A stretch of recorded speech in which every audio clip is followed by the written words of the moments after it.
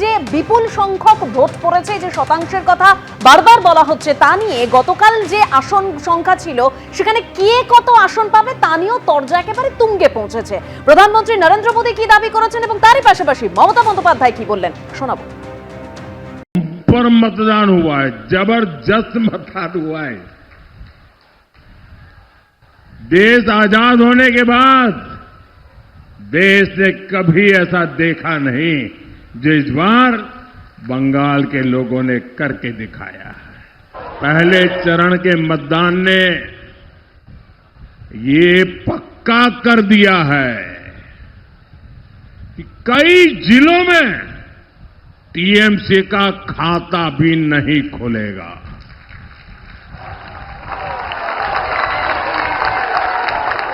अब दूसरे चरण में आपको टीएमसी की करारी हार पर और विकसित बंगाल के संकल्प पर पक्की मोहर लगानी है।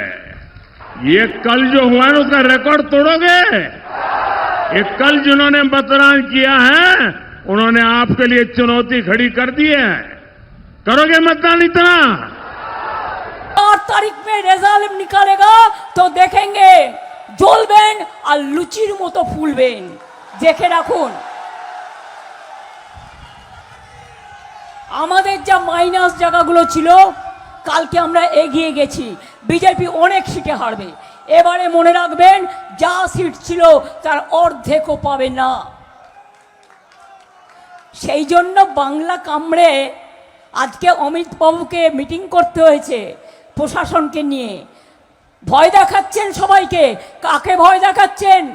4 তারিখের পরে তোমার দেখা নাই গো, তোমার দেখা নাই, আর কাউকে পাবেন না। এত গর্জন বাংলা এসে করছেন যেন মনে হচ্ছে সব সিটে আপনি জিতে গেছেন। ঘেচু, আলিপুরদুয়ারে গোল্লা, কুচবিহারে গোল্লা, উত্তর দিনাজপুরের গোল্লা, দক্ষিণ দিনাজপুরের গোল্লা, মালদায় গোল্লা, মুর্শিদাবাদে গোল্লা। রেজাল্টটা বেরোলে মিলিয়ে নেবেন। এত গর্জন করছেন না, এই গর্জনের কি ফল হয় আপনাকে আমরা আগেও দেখেছি। কি বলেছেন অধীর রঞ্জন চৌধুরী দেখুন। নির্বাচনের দিন বাইক চালানো বন্ধ রাখা উচিত বলে মনে করি। আমি নির্বাচন কমিশনের পক্ষে কথা বলছি না, তার সপক্ষে কিছু বলছি না। তবে বাইক বাহিনী মানে হচ্ছে তৃণমূল বাহিনী, বাইক বাহিনী মানে দুর্বৃত্তদের বাহিনী, বাইক বাহিনী মানে লুট করার বাহিনী। বাংলা এটা প্রতিষ্ঠিত সত্য। তাই নির্বাচনের দিন বাইক অবশ্যই বন্ধ রাখা উচিত। বাইকে কমিশনের বিধিনিষেধ খারিজ করলো হাইকোর্ট। কমিশনের আগের বিজ্ঞপ্তি খারিজ করে নতুন নির্দেশ দিল আদালত। কথা বলবো, আমাদের সঙ্গে রয়েছেন আমাদের প্রতিনিধি সৌভিক মজুমদার। সৌভিক, নতুন নির্দেশ যে আদালতের তাতে কি রয়েছে, কবে থেকে কড়াকড়ি? দেখো, নতুন যে নির্দেশিকা রয়েছে সেই নির্দেশিকায় বেশ কিছু রদবদল আনা হয়েছে। অর্থাৎ কলকাতা হাইকোর্টের তরফ থেকে এই নির্দেশিকা বলবৎ করা হয়েছে।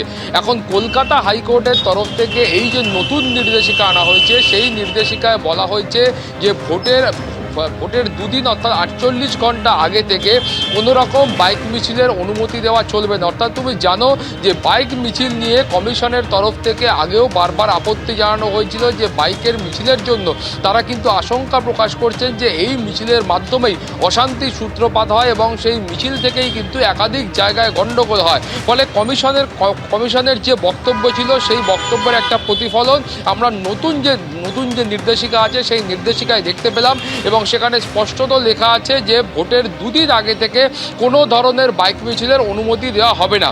তারপরে দ্বিতীয় যে নির্দেশিকা সেই নির্দেশিকায় একেবারে স্পষ্ট করে বলা হয়েছে ভোটের দিনের 12 ঘন্টা আগে থেকে অর্থাৎ 29 তারিখ ভোট। তুমি বুঝতে পারছো যে 28 তারিখ সন্ধ্যে 6টার পর থেকে বাইকের পেছনে দ্বিতীয় কোনো ব্যক্তি বসতে পারবেন না। অর্থাৎ যিনি বাইক চালাবেন তিনি তাকে একাই বাইক চালাতে হবে, পেছনে দ্বিতীয় কোনো ব্যক্তি বসতে পারবেন না। কিন্তু এক্ষেত্রেও বেশ কিছু ছাড় দেওয়া হয়েছে। সেখানে স্পষ্টত বলা হয়েছে চিকিৎসা সংক্রান্ত কারণ বা পারিবারিক কোনো অনুষ্ঠান থাকলে সেক্ষেত্রে কিন্তু এই ধরনের ছাড় রয়েছে। এছাড়াও বলা হয়েছে কেউ স্কুল যাচ্ছে, স্কুলে ছাড়তে যাওয়ার ক্ষেত্রে বা স্কুল থেকে আনার ক্ষেত্রে এই ছাড় কিন্তু গ্রহণযোগ্য হবে, অর্থাৎ কলকাতা হাইকোর্টের তরফ থেকে সেই ছাড় কিন্তু দেওয়া হয়েছে। এখন তোমাকে বলবো যে ভোটের দিনের ক্ষেত্রে কি কি বিধিনিষেধ আছে। ভোটের দিনের ক্ষেত্রে বলা হয়েছে যে একজন ব্যক্তি তিনি সকাল 6টা থেকে একেবারে সন্ধ্যে 6টা পর্যন্ত তিনি বাইকে করে পরিবারের সদস্যদের নিয়ে ভোট গ্রহণ বা মেডিকেল এমার্জেন্সি বা অন্যান্য কোনো জরুরি কাজ থাকলে সেই কাজ তিনি করতে পারবেন। অর্থাৎ ভোটের দিন বাইক চালানোর ক্ষেত্রে সামগ্রিকভাবে কোনো ধরনের বিধিনিষেধ আপাততভাবে কলকাতা হাইকোর্টের তরফ থেকে আরোপ করা হয়নি। এর পাশাপাশি তুমি জানো যে একটা বড় প্রশ্ন উঠছিল, যারা এই বাইকে করে যারা কিন্তু খাবার ডেলিভারি করেন, যারা কিন্তু সুইগি, জোম্যাটো, ওলা, উবের এই সমস্ত যে অ্যাপগুলো রয়েছে, এই অ্যাপ নির্ভর পরিষেবা যারা দেন, সেই বাইক চালকদের কি হবে। সেক্ষেত্রেও কলকাতা হাইকোর্টের তরফ থেকে ছাড় দেওয়া হয়েছে এবং কলকাতা হাইকোর্টের তরফ থেকে খুব স্পষ্ট করে বলা হয়েছে যে উপযুক্ত আইডেন্টিটি কার্ড থাকলে এদের প্রত্যেককে ছাড় দেওয়া হবে এবং যারা অফিস আসা যাওয়া করবেন তাদের ক্ষেত্রে কোনো রকমভাবে অসুবিধা হবে না। তোমাকে এই গোটা নির্দেশিকাটা আরও একবার বলবো, খুব স্পষ্ট করে বলা হয়েছে ভোটের 48 ঘন্টা আগে থেকে, অর্থাৎ এই যে ভোট রয়েছে, নির্বাচন রয়েছে আগামী 29 তারিখ, তার 48 ঘন্টা আগে থেকে কোনো ধরনের বাইক মিছিলের অনুমতি দেওয়া চলবে না।